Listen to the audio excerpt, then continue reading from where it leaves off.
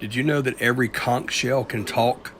For example, this massive conch I have in my left hand has a circular divot taken from it, which was most likely where another shell tried to eat it. Either that or it perfectly smashed up against a rock, which I doubt. But again, every shell can talk because every shell has a story to tell you. This little guy's story is different than the one I just laid down.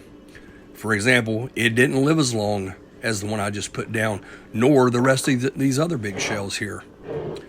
This gorgeous, gorgeous, massive channel whelk lived a long life, and you can see that it was found relatively quickly after its death because of the condition of the shell. Same way to an extent with this one. This one did not live quite as long.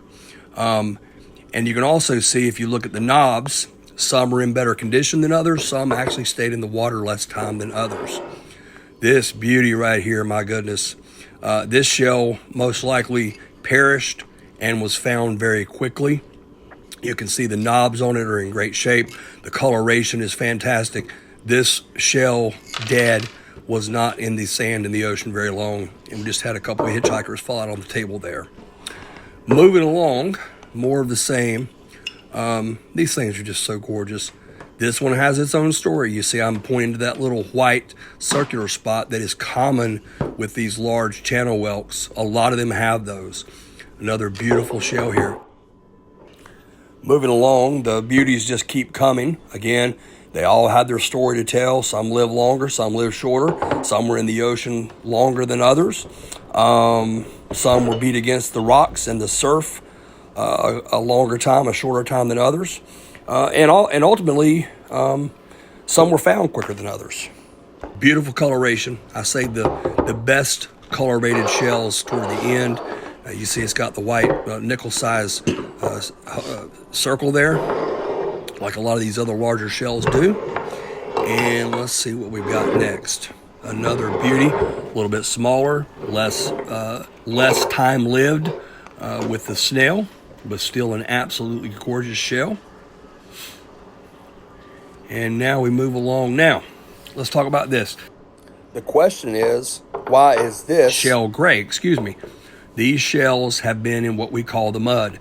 These shells have been buried, and you had low oxygen water and sand, and that's why they have simply turned to those colors.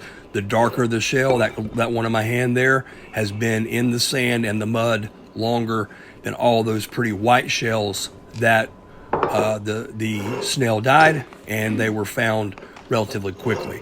I think that's the prettiest shell of this whole bunch. I mean, the coloration of that shell is just absolutely gorgeous, but you can tell it was stuck in the mud for a while before it was found.